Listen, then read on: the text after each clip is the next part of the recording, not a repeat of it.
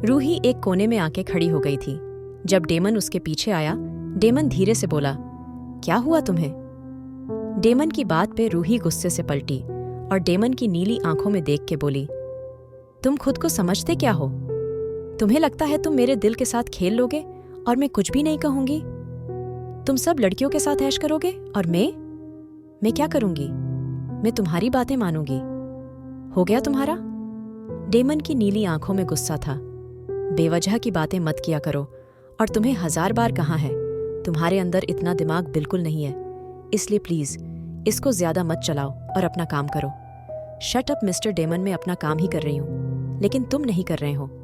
तुम हर वक्त मेरे पीछे साए की तरह रहते हो ताकि तुम मुझे हर जगह बेइज्जत करा सको। तुम्हें कोई कुछ नहीं कहता। लड़कियां मेरे पीछे बुरा बोलती है और तुम मेरे साथ भी सबकी तरह। रूही की बात पूरी होने से पहले डेमन ने उसको पकड़ा और रूही के लिप्स ब्लॉक कर दिए। डेमन रूही को वाइल्ड किस कर रहा था। डेमन के होंठ रूही के होंठों पे दबाव बना रहे थे और रूही छटपटा रही थी, लेकिन डेमन ने उसको नहीं छोड़ा था। जब रूही को सांस लेने में दिक्कत होने लगी, तब जाके डेमन उससे दूर हुआ था। रूही ने एक जोरदार थप्पड़ डेमन के मुंह पे दे मारा और गुस्से से उसका कॉलर पकड़ के बोली, कितने नीच और घटिया आदमी हो तुम, है ना? तुम्हें लगता है सब कुछ तुम जबरदस्ती से पालोगे, और तुम्हारा काम भी यही है। पहली रात जब तुम मेरे साथ सोए थे, तब तुम और मैं दोनों ही नशे में थे, लेकिन तुम फिर से मुझे छूना चाहते हो तो बोल दो। ये ड्रामेबाजी और दिखावे करने की क्या जरूरत है? बताओ, क्या चाहिए? मेरा जिस्म चाहिए। आओ, चलो तुम्हारी ये ख्वाहिश पूरी करती हूँ। उसके बाद तो तुम मेरा पीछा छोड़ दोगे ना मिस्टर डेमन? बताओ, मुझे मेरा पीछा छोड़ दोगे ना? चुप क्यों हो? रूही ने डेमन का हाथ पकड़ा और उसको कहीं घसीट ले जाने लगी, लेकिन तभी डेमन ने रूही को एक झटके से अपनी तरफ खींचा और उसकी आंखों में देख के बोला, चलो मेरे साथ। इससे पहले रूही कुछ सोच समझ पाती, डेमन उसको एक जंगल के बीचों बीच लेके आ गया, जहां चारों तरफ सिर्फ ऊंचे पेड़ थे। डेमन गुस्से से बोला, आओ, तुम्हें आज दिखाता हूं मैं किस लालच में तुम्हारे साथ हूं। डेमन की बात पे रूही ने अपना हाथ डेमन से छुड़ाया और बहुत दूर जाके खड़ी हो गई। क्यों लाए हो मुझे यहां? अपना लस्ट पूरा करने रूही की बातें डेमन को और ज्यादा गुस्सा दिला रही थी। हाँ, ऐसा ही कुछ समझ लो। अपनी ख्वाहिश पूरी करने और अपनी सच्चाई बताने लाया हूं। तुम्हारी सच्चाई मेरे सामने है। तुम जैसे घटिया आदमी की सच्चाई में देख चुकी हूं। डेमन ने डेविल स्माइल दी और रूही को देखा। अब जो भी तुम्हारे सामने होगा, उससे डरना मत। डेमन ने रूही को देखा और कुछ ही मिनटों में उसके चारों तरफ तेज तेज घूमने लगा। रूही डेमन को देख नहीं पा रही थी। डेमन इतनी तेज स्पीड से उसके चारों तरफ चक्कर काट रहा था। रूही को समझ नहीं आ रहा था, आखिर ये हो क्या हो रहा है। रूही ने अपना सर पकड़ लिया। बस करो प्लीज, बस करो। डेमन अचानक रुका और रूही को गोद में उठा के बहुत तेज भागने लगा। डेमन बहुत तेज भाग रहा था। रूही ने डर के मारे डेमन की शर्ट में सर घुसा लिया। डेमन एक बहुत ऊंची पहाड़ी पे आ गया और रूही को नीचे उतार के बोला, अब देखो मेरा असली रूप। ये कह के डेमन थोड़ा और ऊपर चला गया, जहां से सूरज साफ नजर आ रहा था। डेमन ने सूरज की तरफ देखा और जैसे उसका शरीर किसी शीशे की तरह चमकने लगा था। डेमन की पूरी बॉडी किसी कांच की तरह चमक रही थी। रूही ने अपनी आंखों पे हाथ रख लिया। बस करो प्लीज, बस करो।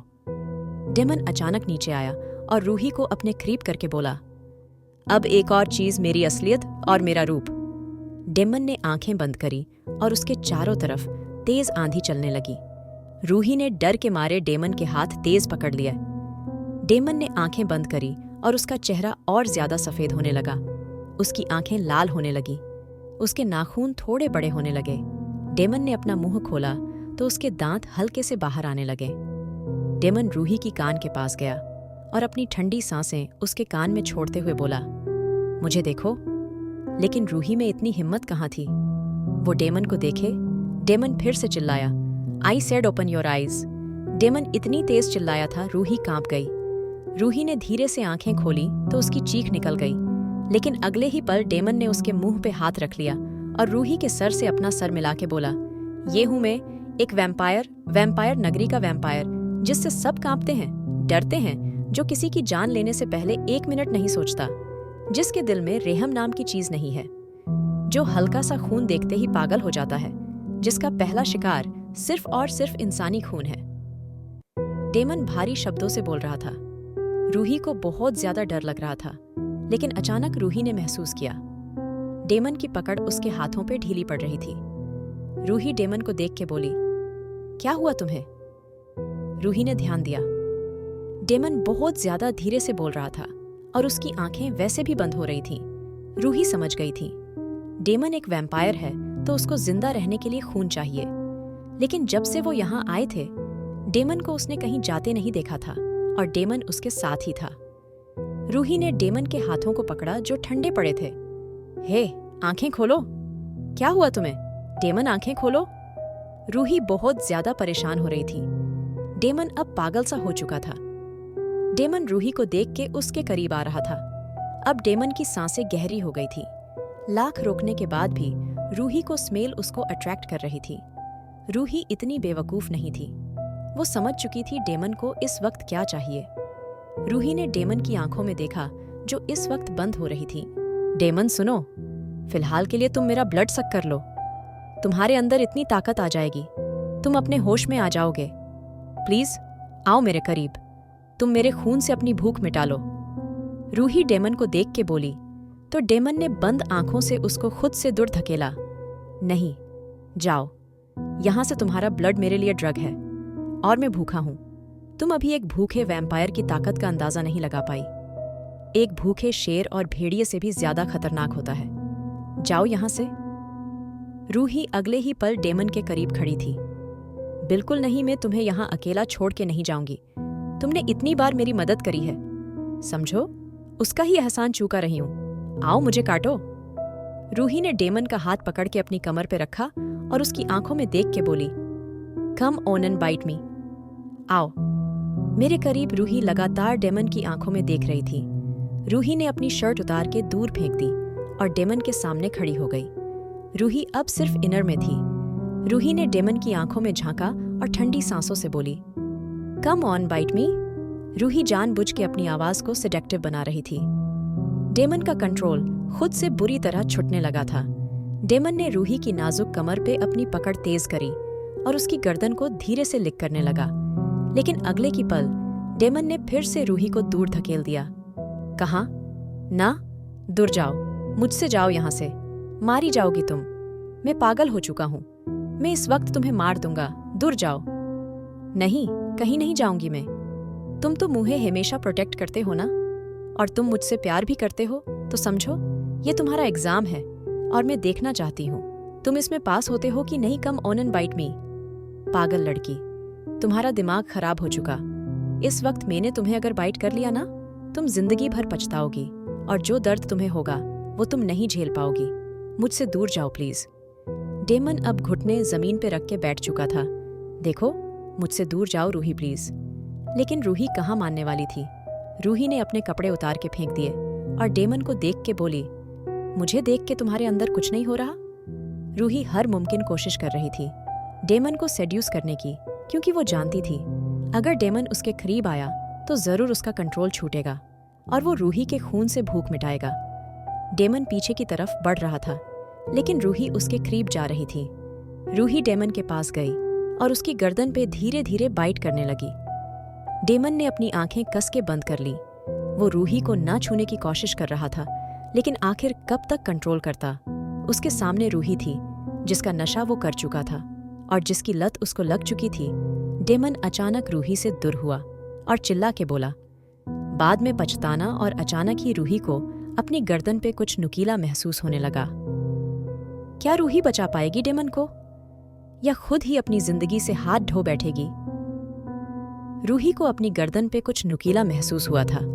रूही ने जैसे ही महसूस करा, डेमन के नाखून उसकी गर्दन पे थे। रूही ने अपनी आंखें बंद करी और थोड़ा गुस्से से बोली, आओ डेमन, काटो मुझे, प्लीज आओ।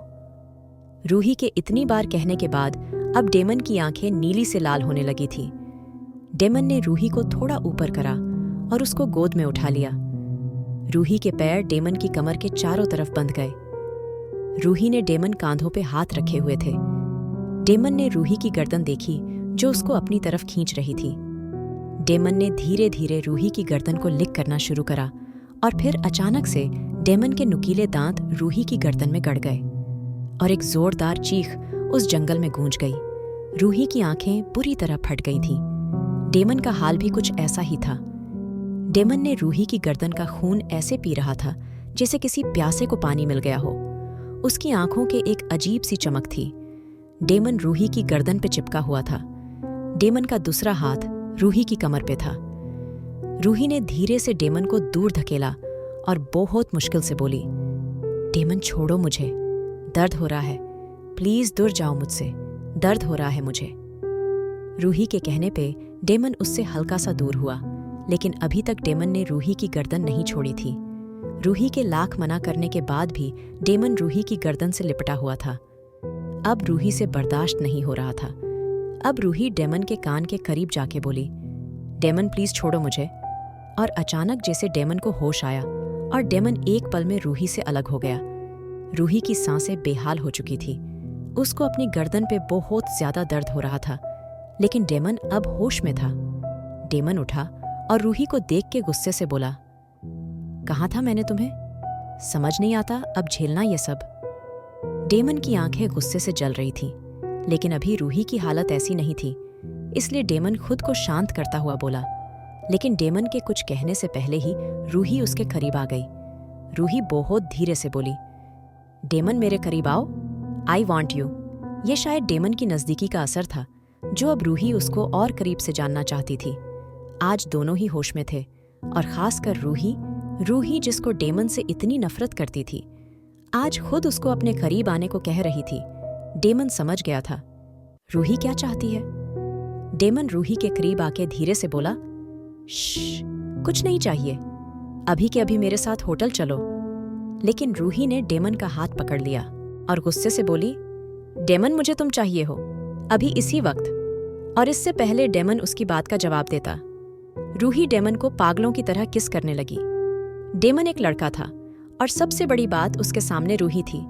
कब तक खुद पे कंट्रोल रखता। डेमन ने रूही को देखा और अगले ही पल डेमन और रूही एक दूसरे में घुल के दोनों को किस कर रहे थे। डेमन पागलों की तरह रूही को चूम रहा था। वैसा ही हाल कुछ रूही का भी था। आज दोनों एक दूसरे को अंदर तक जानना चाहते थे। थोड़ी देर में दोनों को कपड़े जमीन पे पड़े थे और दोनों की हालत खराब थी। डेमन रूही की गर्दन को धीरे धीरे लिक कर रहा था। डेमन के हाथ रूही की बॉडी को तराश रहे थे और थोड़ी ही देर में रूही की चीख और उसके आंसू उनकी मोहब्बत के गवाह बन गए थे। रूही दर्द में भी मुस्कुरा रही थी। डेमन अभी भी रूही की गर्दन में सर घुसाए उसको प्यार कर रहा था, लेकिन रूही की हालत खराब हो चुकी थी। रूही धीरे से डेमन के कान के पास जाके बोली, अब बस करो डेमन प्लीज। रूही की दर्द भरी आवाज सुन के डेमन रूही से अलग हुआ और उसके सर पे किस करके धीरे से बोला, ओक। जबकि डेमन का मन अभी भरा नहीं था और एक वैम्पायर इतनी जल्दी कहाँ थकता था। लेकिन रूही सबसे ज्यादा जरूरी थी। आज डेमन भी बहक गया था, उसको भी कुछ होश नहीं थी। डेमन ने रूही के साथ जो किया था वो गलत था। भले रूही उस पे कितनी भी जबरदस्ती कर रही थी, लेकिन उसको तो ख्याल रखना था। आज डेमन ने रूही को काट लिया था और महारानी क्रिस्टन ने पहले ही कहा था, जब भी रूही अपनी मर्जी से डेमन को काटने को बोलेगी तभी रूही वैम्पायर बन पाएगी। और आज रूही ने अपनी मर्जी से ही डेमन को काटने को बोला था। डेमन को कुछ भी समझ नहीं आ रहा था। रूही डेमन के हाथ पे सर रखे सो रही थी। रूही की थकान और दर्द उसके चेहरे से जाहिर हो रहा था। डेमन ने गौर से रूही का चेहरा देखा। रूही का गोरा रंग पीला पड़ा हुआ था। उसके गुलाबी होंठ सूख चुके थे। डेमन ने रूही के बाल पीछे करे और उसकी गर्दन को देखा। रूही की गर्दन पे डेमन के दांतों को निशान थे। डेमन ने धीरे से उन निशानों पे उंगली फेरी। आज उसकी वजह से रूही को कितना दर्द हुआ था। जिस रूही को प्रोटेक्ट करना उसकी जिम्मेदारी थी, आज उस रूही को ही डेमन ने कैसे काट लिया था। डेमन ने धीरे से रूही के निशान पे किस करी और प्यार से बोला, रूही उठो, ये जगह सेफ नहीं है, चलो यहाँ से। लेकिन रूही का थकान से बुरा हाल था। रूही को कुछ भी समझ नहीं आ रहा था। आखिर उसके साथ क्या हो रहा था, वरना इससे पहले भी वो डेमन के साथ सो चुकी थी। लेकिन ऐसा कभी नहीं हुआ था। आज तो एक अलग सा एहसास हो रहा था। आखिर क्या वजह थी इसकी? दूसरी तरफ महल में आज फिर एक तूफान सा था। महारानी क्रिस्टन और अलेक्स कोई बात कर रहे थे जब लेनोरा भागती हुई महारानी के पास आई। लेनोरा के चेहरे पे डर साफ दिख रहा था। लेनोरा कुछ सोचते हुए बोली, महारानी क्रिस्टन, मैं माफी चाहती हूँ, आपको बीच में परेशान करा। लेकिन वो वहां लेनोरा से बोला, नहीं जा रहा था। लेकिन तभी महारानी क्रिस्टन उठते बोली, क्या वहां? क्या हुआ लेनोरा? डर क्यों रही हो? खुल के बात करो, आखिर क्या हुआ? वो महारानी, आप खुद ही चल के देख लीजिए, मैं नहीं जानती क्या हुआ। लेनोरा की बात पे महारानी क्रिस्टन और अलेक्स दौड़ते हुए मिस्टीरियस रूम की तरफ गए, लेकिन वहां 3 के अलावा 4 पत्थर चमक रहे थे। महारानी क्रिस्टन की आंखें गुस्से से जलने लगी। क्या है यह? महारानी कुछ सोचते हुए बोला, इसका मतलब कोई और हमारी फैमिली और हमारी वैम्पायर नगरी में शामिल हो चुका है। महारानी की बात सुन के एलेक्स गुस्से से बोला, ये कैसी बातें कर रही हैं माँ आप? कौन होगा? और जिसको हम काटते हैं वही वैम्पायर बनता है, वही तो वैम्पायर नगरी में शामिल होता है। मैंने किसी को नहीं काटा, और डेमन वो किसको काटेगा? डेमन हमेशा सबको मारता है, किसी को काटता नहीं। नहीं, तुम गलत हो। अलेक्स, डेमन ने उस लड़की रूही को काटा है, एक वही है जिसको डेमन मार नहीं सकता। महारानी की बात सुन के एलेक्स गुस्से से बोला, आप ठीक तो है माँ? रूही जब तक खुद नहीं चाहेगी, डेमन उसको हाथ भी नहीं लगा सकता, और आप उसको काटने की बात कर रही हो? नहीं अलेक्स, सिर्फ रूही ही वो लड़की है जो डेमन को कंट्रोल कर सकती है। मुझे पता है, वो लड़की रूही, उसने ही डेमन को बहकाया है। महारानी क्रिस्टन का हाल खराब होने लगा था, लेकिन तभी महारानी गुस्से से बोली, अभी के अभी वहां जाओ जहां रूही और डेमन गए हैं। हमें अभी जानना है, आखिर उस लड़की रूही के अलावा और कौन डेमन को मजबूर कर सकता है। गुरुजी भी आ गए थे। सबके लिए ही ये बहुत बड़ी बात थी। अगर रूही को डेमन ने काटा है तो उस हिसाब से रूही वैम्पायर नगरी की नई महारानी थी, और यही डर महारानी क्रिस्टन को सता रहा था। थोड़ी ही देर में वैम्पायर नगरी में ये खबर आग की तरह फैल गई थी। महारानी क्रिस्टन को कुछ भी समझ नहीं आ रहा था। महारानी क्रिस्टन गुरुजी को देख के बोली, गुरुजी, क्या ये सच है? अगर हमारा बेटा किसी लड़की को काटता है तो वो लड़की हमारे राज की महारानी बनेगी। जी हाँ महारानी क्रिस्टन, आप बिल्कुल सही हैं। अगर रूही को आपके बेटे डेमन ने उसकी मर्जी से काटा है तो रूही वैम्पायर बन जाएगी, और डेमन अद्भुत शक्तियों का मालिक है। उस हिसाब से डेमन जिसको भी काटेगा वो लड़की उसकी जीवन साथी भी होगी, क्योंकि डेमन उस पे कोई कंट्रोल नहीं कर सकता है सिवाय उसके जिससे वो प्यार करता हो, और रूही के अलावा और कोई ऐसा नहीं जिससे डेमन प्यार करता हो। नहीं, ये नहीं हो सकता। वो लड़की हमारे राज को संभालेगी जो इंसानी दुनिया से आई है। कभी नहीं, ऐसा नहीं हो सकता। रूही को हम कभी इस वैम्पायर नगरी की महारानी नहीं बनने देंगे। महारानी क्रिस्टन, ये बातें आपको शोभा नहीं देती। अगर रूही ही वो लड़की है जिसको डेमन ने काटा है तो आपको हर हालत में अपना सिंहासन छोड़ना पड़ेगा, हर हालत में। गुरुजी की बातें अब महारानी क्रिस्टन को गुस्सा दिला रही थी। महारानी क्रिस्टन से बर्दाश्त नहीं हो रहा था, लेकिन जो गुरुजी ने कहा था, क्या वो सच था? आखिर क्या होगा रूही की जिंदगी में? क्या रूही वैम्पायर बन जाएगी? महारानी क्रिस्टन की हालत बिल्कुल खराब हो चुकी थी। गुरुजी उठते हुए बोले, क्या आप ठीक हैं महारानी जी? मैं ठीक हूं गुरुजी, लेकिन क्या आप सच कह रहे हैं? क्योंकि मुझे बिल्कुल समझ नहीं आ रहा। आखिर कैसे एक इतनी कम उम्र की लड़की, वो भी जो इंसानी दुनिया से आई है, वो हमारा राज संभालेगी? वो आखिर जानती ही क्या है इस वैम्पायर की दुनिया के बारे में? उसको पता भी है यहाँ की सब बातें? मुझे लगता है आपको एक बार और वो किताब पढ़नी चाहिए ताकि आप अच्छे से समझ सकें। देखिए महारानी, ये वैम्पायर नगरी है और आप यहाँ की महारानी है। रूही को आपके बेटे डेमन ने एक वैम्पायर बना दिया है। कुछ ही दिनों में उसके अंदर बदलाव होंगे और वो एक वैम्पायर बन जाएगी। और महारानी रूही इंसानी दुनिया से आई है और उसको बहुत ज्यादा दर्द झेलना पड़ेगा, बहुत ज्यादा। वो जन्म से ही वैम्पायर नहीं है। अगर वो जन्म से ही वैम्पायर होती तो शायद उसको इतना दर्द नहीं झेलना पड़ता। गुरुजी, सीधा सीधा कहिए, आप कहना क्या चाहते हैं? महारानी जी, मैं यही कहना चाहता हूँ, आपको अब हर हालत में महारानी रूही को मनाना होगा। और दूसरे शब्दों में कहूँ तो रूही अब आपकी बहू भी है, क्योंकि वो डेमन की जीवन साथी है। सिर्फ मुझे यही कहना था, इससे ज्यादा मैं कुछ नहीं कह सकता। गुरुजी ये कह के चले गए थे और महारानी को कोई भी रास्ता नजर नहीं आ रहा था। महारानी सर पकड़ के बैठ गई। नहीं, मैं अपना राज ऐसे ही किसी के हाथ में नहीं सौंप सकती, और खासकर उस इंसानी दुनिया से आई लड़की को कभी नहीं। महारानी आज गुस्से में पागल हो गई थी। इधर रूही डेमन की बाहों में बेसुध होके सोई थी। जब डेमन ने रूही को गोद में उठाया और उसको कपड़े पहनाए, रूही गहरी नींद में थी। थकान उसके चेहरे से नजर आ रही थी। डेमन ने रूही को गोद में उठाया और हवा से बातें करने लगा। थोड़ी ही देर में रूही और डेमन कमरे की खिड़की से अंदर आ गए थे। डेमन ने पहले रूही को लेटाया और खुद को नॉर्मल करा, लेकिन थोड़ी ही देर में डेमन को यह महसूस हो रहा था कोई उसको बुला रहा था, और ये आवाज अलेक्स की थी।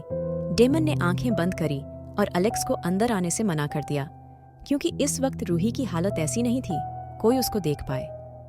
रूही आंखें बंद किए लेटी थी। डेमन उसके पास आया और धीरे से रूही के फॉरहेड पे किस करी। डेमन अचानक ही कमरे से गायब हो गया। नीचे अलेक्स खड़ा डेमन का ही इंतजार कर रहा था। डेमन अलेक्स को देख के बोला, तू यहाँ कैसे? अलेक्स ने गुस्से में डेमन का कॉलर पकड़ा और चिल्ला के बोला, मैंने मना करा था डेमन, रूही को मात काटना। तूने मेरी एक भी सुनी? आज तूने रूही को काट लिया। तेरी सबसे बड़ी गलती थी ये जो तूने अभी करी, तू जानता भी है। डेमन गुस्से से अलेक्स का हाथ अपने कॉलर से हटाते बोला, शट। अब अलेक्स अपनी महारानी की तरह बातें मत करो। ये जरूरी था, किसी भी हालत में जरूरी था। अगर रूही ये कदम ना उठाती तो मैं आज तो मुझसे बातें ना कर रहा होता। और दूसरी बात, मैंने हर मुमकिन कोशिश करी थी उसको रोकने की, लेकिन रूही नहीं मानी और उसने अपनी जान पे खेल के मेरी भूख मिटाई। डेमन, तू जानता भी है तूने कितनी बड़ी गलती कर दी। रूही अब एक वैम्पायर बन जाएगी और तू जानता है वो एक इंसान है, कितना दर्द झेलेगी वो अब तुझे पता भी है। रूही के साथ आज तूने बिल्कुल अच्छा नहीं करा डेमन। अब रूही एक वैम्पायर बन जाएगी, और वैम्पायर का तो छोड़, महल में ये खबर आग की तरह फैल चुकी है। माँ अब महारानी नहीं रहेंगी, माँ चाहे या ना चाहे, लेकिन अब नई महारानी रूही ही होगी। और रूही को जानता है ना, तू वो इंसानी दुनिया से आई है, कैसे वो सब संभालेगी डेमन? तुझे जरा सा भी अंदाजा है तूने किया क्या है? डेमन का दिमाग इस वक्त घूमा हुआ था। डेमन गुस्से से बोला, बस कर अलेक्स, और मुझे इस बारे में कोई बात नहीं करनी, और ना ही रूही को कुछ बताना। मैं जानता हूँ मैंने उसको काटा है, लेकिन फिलहाल उसको कुछ नहीं हुआ। शी इज फाइन, और अब प्लीज तू भी उसको कुछ मत बताना। What? Are you serious Damon? Ruhi अभी तक वैम्पायर नहीं बनी है? तू सच कह रहा है? हाँ, अगर वो वैम्पायर बनती तो मैं यहाँ ना होता, और वैम्पायर बनना तो दूर की बात है, अभी तक उसके अंदर कुछ चेंजेस भी नहीं आए हैं। और अब वो रूम में अकेली है, मुझे उसके पास जाना है। तुझे यहीं रुकना है तो ठीक है, मैं जा रहा हूँ। डेमन जैसे ही मुड़ा, अलेक्स ने फिर से उसको पकड़ लिया। डेमन, क्या पता आगे जाके रूही वैम्पायर बन जाए, ऐसा हो सकता है। और अगर ऐसा हुआ तो तू इतना सब कैसे संभालेगा? अभी कुछ ही दिन में थाना भी यूनिवर्सिटी पे हमला करने वाला है, उसके लिए हमें अभी से तैयार होना है। और अगर थाना ने रूही पे हमला कर दिया फिर क्या होगा जानता है? मुझे इस बारे में कोई बात नहीं करनी अलेक्स, अभी मुझे जाना होगा। डेमन ये कह के चला गया था और एलेक्स होटल के अंदर आ गया था।